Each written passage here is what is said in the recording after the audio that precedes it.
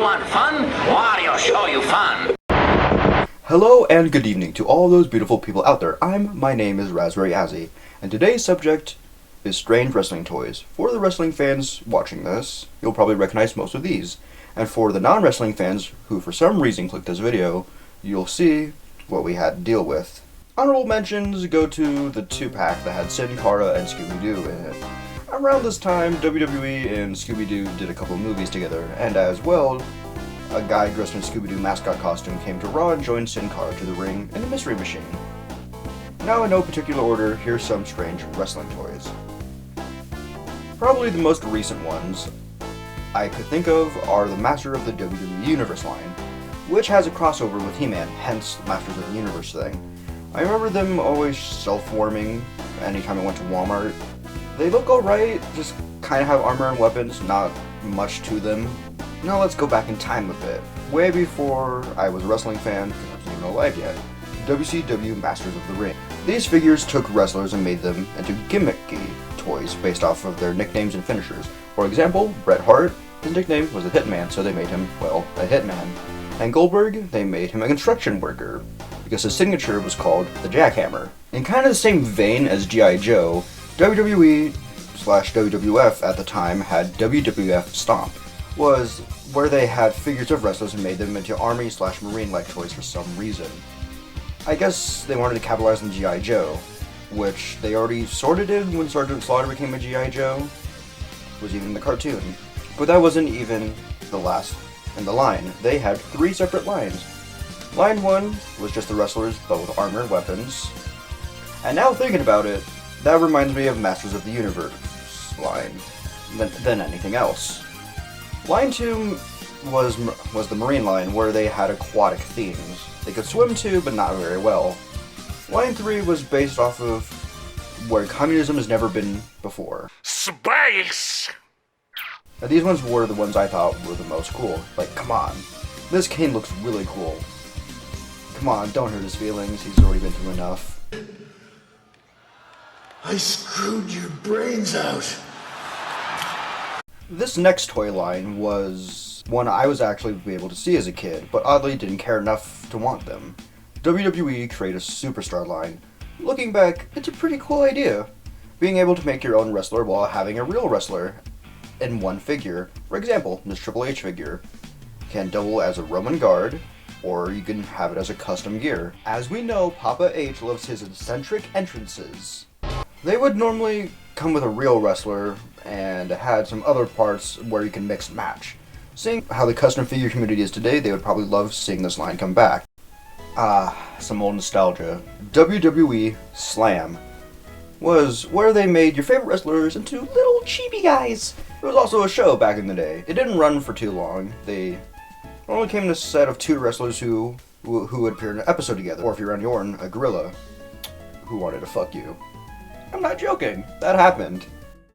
That's why you don't mess with the apex predator. This'll be our little secret, Sheila. Okay?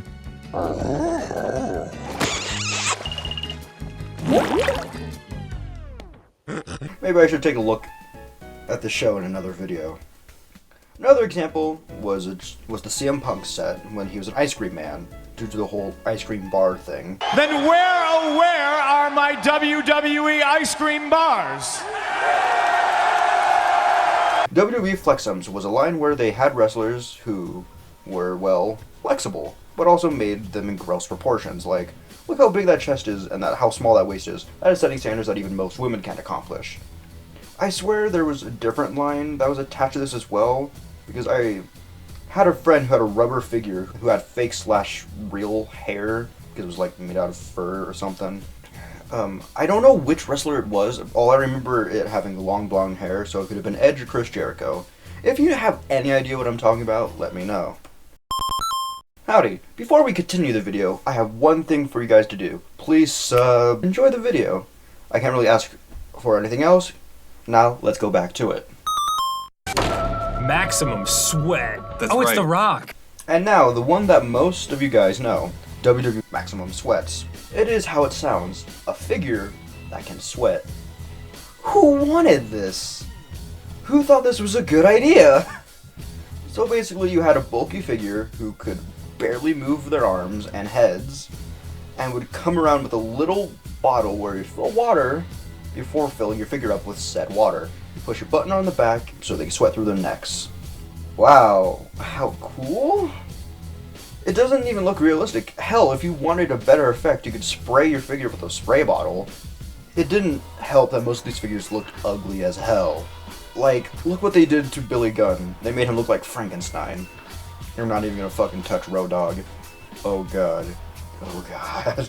Another line I thought was really cool, but also way out there, was a crossover with the Teenage Mutant Ninja Turtles. I'm not talking about the new ones either, but look at this Cody figure of Casey Jones. That's sick as hell. No. I'm talking about the actual TMNT as WWE wrestlers, like if they were cosplaying them. To my surprise, this had two lines. Leo as John Cena and Finn Balor. Raph as Sting and The Rock. Odd choice for Raph, but okay. Mikey is Macho Man and Roddy Piper. And lastly, Donnie is The Undertaker? Again, weird choice for Donnie, but Donnie was also the Ultimate Warrior. They had to do well for them to make two lines. I wonder what wrestlers would have gotten if there was a third line. I'm just gonna lump these two together because they're pretty similar. WWE Mutants. Again, self-explanatory. They had wrestlers, but mutants. This line had John Cena as some kind of metal Silver Surfer-like thing, Brock Lesnar looking like Forearms from Ben 10, Stardust as an alien that can glow in the dark if I remember correctly, Bray Wyatt as a crocodile monster, and lastly Finn Balor as some... what is he supposed to be? I'm not sure. Like, look at that. Tell me what the hell he's supposed to be.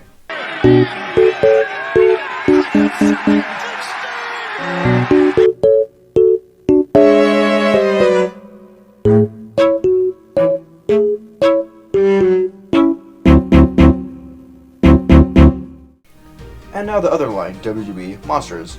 It had the same kind of idea as the last line, but instead of mutants, they made them into classic movie monsters and other monsters. This line had Chris Jericho as a mummy, Asuka as a yokai, the slut-mouth woman, because I can't pronounce the real Japanese name, I'm not even gonna try, Braun Strowman as Frankenstein, Roman Reigns as a werewolf, Jake the Snake as a... I'm not really sure, he just kind of has a two-headed snake wrapped around his body. Is he like some kind of snake tamer? A mutant snake tamer? Okay. And lastly, The Undertaker is a vampire. They kind of remind me of the last WWE game, WWE Immortals, because of how the figures looked with having strange gimmicks.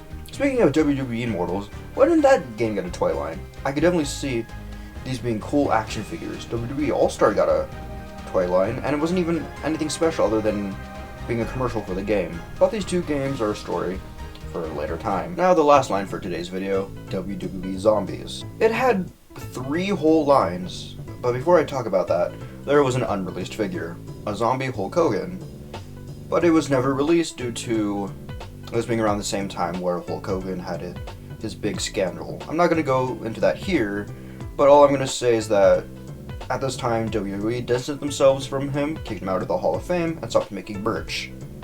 And stopped putting him in video games. And now that's out of the way, let's get into the first line. The line had Bray Wyatt, Dean Ambrose, Paige, Undertaker, John Cena, Triple H, The Rock, and Roman Reigns. The second line had Sasha Banks, Seth Rollins, Brock Lesnar, Stone Cold, Kevin Owens, AJ Styles. A little bit shorter than the first line, but I guess they could do what they had to do. The third line, both Hardy Boys, Shinsuke Nakamura, Charlotte Flair, Kane, and lastly Finn Balor. Personally, out of this line, I think Trips, Austin, and Kane are the coolest, and would probably be the one I'd buy if I could find them, and if they were at a good price. Now, at the end of today's video, I hope you enjoyed this trip with me, and me rambling for a couple of minutes. Check out my last video if you want. And that's about it. See ya.